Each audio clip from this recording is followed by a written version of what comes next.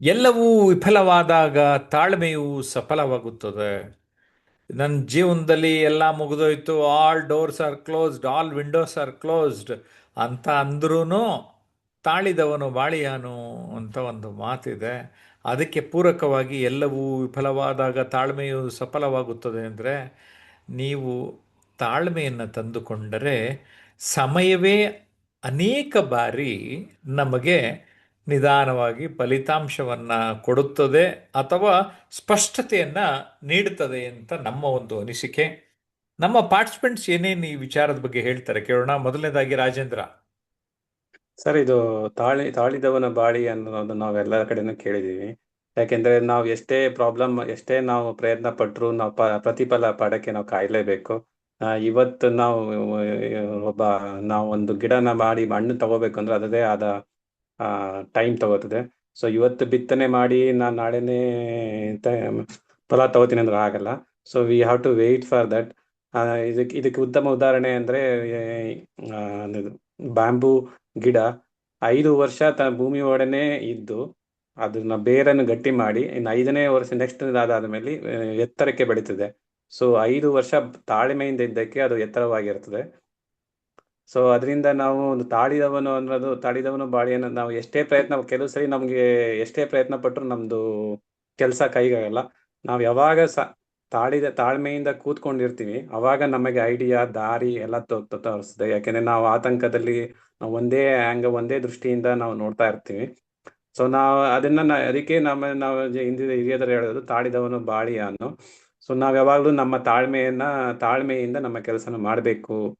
ನಾವು ಎಷ್ಟೇ ಸೋಲದಲ್ಲಿ ನಾವು ನಮ್ಮ ಪ್ರಯತ್ನವನ್ನು ಬಿಡಬಾರ್ದು ಅನ್ನೋದನ್ನ ನಾನು ಇಲ್ಲಿ ಹೇಳಕ್ ಇಚ್ಛಪಡ್ತೀನಿ. Thank you sir.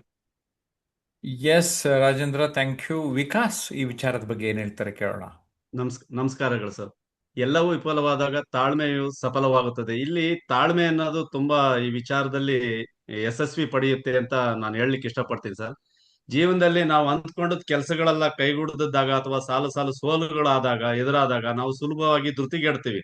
ಏನೋ ಸಮಸ್ಯೆ ಆಯ್ತು ಅಂತ ಕಠಿಣ ಸಂದರ್ಭಗಳು ನಮಗೆ ದಾರಿದೀಪವಾಗುವುದು ತಾಳ್ಮೆ ಸರ್. ಹಾಗೆ ಸಂಕಷ್ಟ ಸಮಯದಲ್ಲಿ ಪರಿಸ್ಥಿತಿಯಲ್ಲಿ ನಮ್ಮ ಕೈಮೀರಿ ಹೋದಾಗ ಆತುರ ಪಡೋದ್ರಿಂದ ಸಮಸ್ಯೆಗಳಿಗೆ ಮತ್ತಷ್ಟು ಜಟಿಲವಾಗುತ್ತದೆ. ತಾಳ್ಮೆಯಿಂದ ಕಾಯುವುದರಿಂದ ನಮ್ಮ ಮನಸ್ಸು ಶಾಂತಿಯಾಗಿ ಸರಿಯಾದ ನಿರ್ಧಾರ ತಗೊಳ್ಳಕ್ಕೆ ಸಾಧ್ಯವಾಗುತ್ತದೆ. ಹಾಗೆ ನಿರಂತರ ಪ್ರಯತ್ನದಿಂದ ನಾವೇನಾರ ಸಮಸ್ಯೆಗಳು ಬಂದಾಗ ಕೇವಲ ಸುಮ್ಮನೆ ಕುಳಿತುಕೊಳ್ಳೋದ್ರಿಂದ ಸೋಲುಗಳನ್ನು ಕಂಡು ಫಲಿತಾಂಶಕ್ಕಾಗಿ ಅಥವಾ ಇನ್ನೊಂದು ಸಮಾಧಾನದಿಂದ ಕಾಯುತ್ತಾ ಪ್ರಯತ್ನ ಮುಂದುವರಿಸಿದ್ರೆ ಖಂಡಿತವಾಗಿಯೂ ನಮ್ಮ ಜಯದ ಹಾದಿಗಳು. ಏಕೆಂದ್ರೆ ಪ್ರಕೃತಿಯಲ್ಲಿ ನಾವು ನೋಡ್ತೀವಿ, ಪ್ರಕೃತಿ ಯಾವ ರೀತಿನಲ್ಲಿ ಈಗ ಒಂದು ಬೀಜ ಹಾಕ್ಬಿಟ್ಟು ಅದಕ್ಕೆ ಗಿಡ ಆಗಿ ಮರ ಆಗಿ ಅದು ಹಣ್ಣು ಆಗ್ಬೇಕು ಅಂತಂದ್ರೆ ಅದೇ ರೀತಿ ನಮ್ಮ ತಾಳ್ಮೆನೂ ನಮ್ಮ ಸಕ್ಸಸ್ ಸ್ಟೋರಿ ಆಗ್ಬೇಕು ಅಂತಂದ್ರೆ ನಮ್ಮ ತಾಳ್ಮೆ ಅತಿ ಮುಖ್ಯ ಅಂತೇಳಿ ನಮ್ಮ ಜೀವನದಲ್ಲಿ ದಿನಘಟ್ಟದಲ್ಲಿ ನಡೆಯುವ ಅವಶ್ಯಕತೆ ಅಂತ ಹೇಳ್ತಾ ನನ್ನ ಮಾತುಗಳನ್ನು ಮುಗಿಸ್ತೇನೆ. ಧನ್ಯವಾದಗಳು ಸರ್. ಓಕೆ, ಕಟ್ಟೇರಿ ಸ್ವಾಮಿ, ತಮ್ಮ ಅನಿಸಿಕೆ ತಿಳಿಸಿ. ಎಲ್ರಿಗೂ ನಮಸ್ಕಾರ. ಆ ಎಲ್ಲವೂ ವಿಫಲವಾದಾಗ ತಾಳ್ಮೆಯು ಸಫಲವಾಗುತ್ತದೆ. ಜೀವನದಲ್ಲಿ ಕೆಲವೊಮ್ಮೆ ನಾವು ಎಷ್ಟೇ ಪ್ರಯತ್ನ ಪಟ್ಟರೂ ನಮಗೆ ಫಲ ಕೆಲವೊಂದ್ಸಲ ಸಿಗೋದಿಲ್ಲ. ಆಗ ನಮ್ಗೆ ಕೈ ಹಿಡಿಯೋದು ಏನಪ್ಪಾ ಅಂತಂದ್ರೆ ಅದು ತಾಳ್ಮೆ. ಈಗ ನಾವು ಇಲ್ಲಿ ಎರಡು ಗಮನಿಸ್ಬೇಕಾಗ್ತದೆ, ಒಂದು ವಿಫಲತೆ, ಒಂದು ತಾಳ್ಮೆ. ಈ ವಿಫಲತೆ ಅಂದ್ರೆ ಅದು ಒಂದು ಅಂತಿಮ ಅಂತ್ಯವಲ್ಲ, ಅದೊಂದು ನಮಗೆ ಒಂದು ಪಾಠ ಇದ್ದಂಗೆ, ಅದೊಂದು ಯಶಸ್ವಿನ ಒಂದು ಮೆಟ್ಟಿಲಿದ್ದಾಗೆ. ಈಗ ನಾವು ವಿಫಲತೆಯನ್ನು ನಾವು ನಿಲ್ಲಿಸಿದ್ಬಿಟ್ರೆ ಅದು ನಮ್ಮ ಯಶಸ್ಸಿನ ಕಡೆಗೆ ಕರ್ಕೊಂಡು ಹೋಗೋದಿಲ್ಲ, ಅದು ನಮ್ಮನ್ನ ಸಿದ್ಧಗೊಳಿಸ್ತಾ ಇರ್ತದೆ.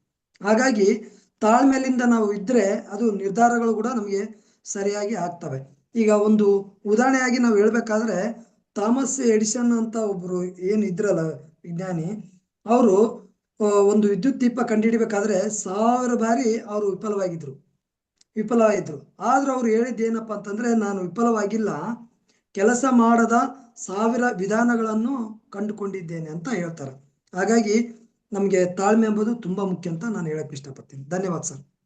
Okay, S Sudarshan. ನಮಗೆ ತಾಳ್ಮೆ ಬಹಳಷ್ಟು ಮುಖ್ಯ. ಮೊದಲಿಗೆ ಹೇಳ್ಬೇಕಂದ್ರೆ ಈ ಆ ತಾ- ಹೇಳಿ. sorry. ಓಕೆ, ತಾಳ್ಮೆ ಜಾಸ್ತಿ ಆಯಿತು.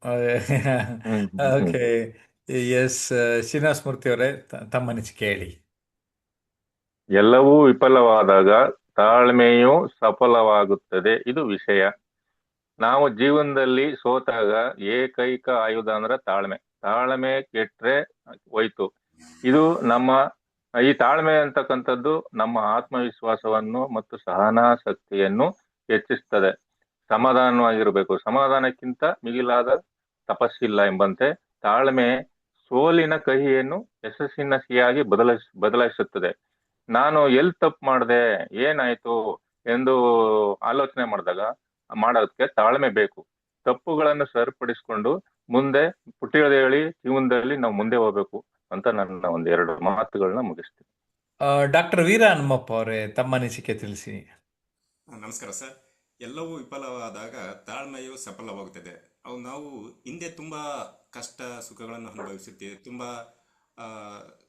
ಕಷ್ಟಗಳನ್ನು ಅನುಭವಿಸಿದ್ದೇವೆ, ತುಂಬ ಅನುಭವಗಳ ಅನುಭವಿಸಿರ್ತೀವಿ.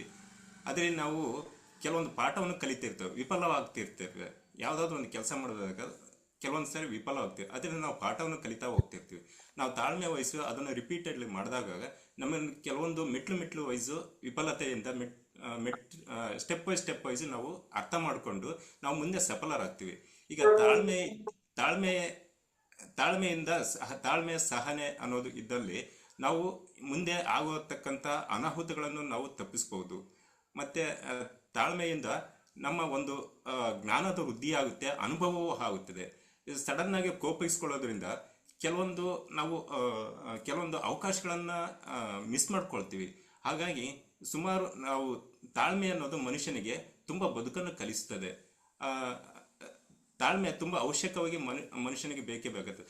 ಈಗ ನಾನು ಸುಮಾರು ಜನ ನಮ್ಮ ಸುತ್ತಮುತ್ತಲು ಇರ್ತಕ್ಕಂಥ ನಾನು ನೋಡ್ತಾ ಇದ್ದೀನಿ, ತುಂಬ ಒಂದು ಸಿಡುಕಿನ ಸ್ವಭಾವದಲ್ಲಿ ಇರ್ತಾರೆ. ಅವ್ರಿಗೆ ಅಂದ್ರೆ ತಾಳ್ಮೆ ಇರೋದಿಲ್ಲ. ಅವರಿಗೆ ಸಣ್ಣದಕ್ಕೂ ಇದು ಮಾಡ್ತಾರೆ. ಹಾಗಾಗಿ ಏನಾಗುತ್ತೆ ಅಂದ್ರೆ ಸುತ್ತಮುತ್ತಲು ಇರ್ತಕ್ಕಂಥ ಜನಗಳು ಅವರನ್ನ ಜಾಸ್ತಿ ಮಾತಾಡ್ಸಕ್ ಹೋಗಲ್ಲ.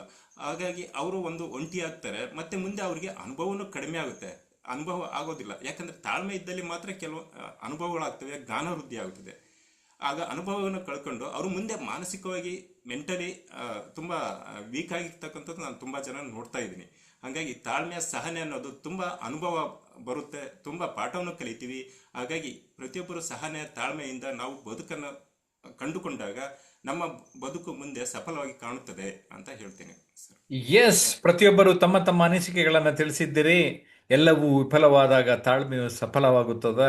ಹಾಗಾಗಿ ತಾಳ್ಮೆ ಒಂದು ಮೌಲ್ಯ. ಆ ಮೌಲ್ಯವನ್ನು ನಮ್ಮ ಬದುಕಿನಲ್ಲಿ ಅಳವಡಿಸ್ಕೊಳ್ಳೋಣ.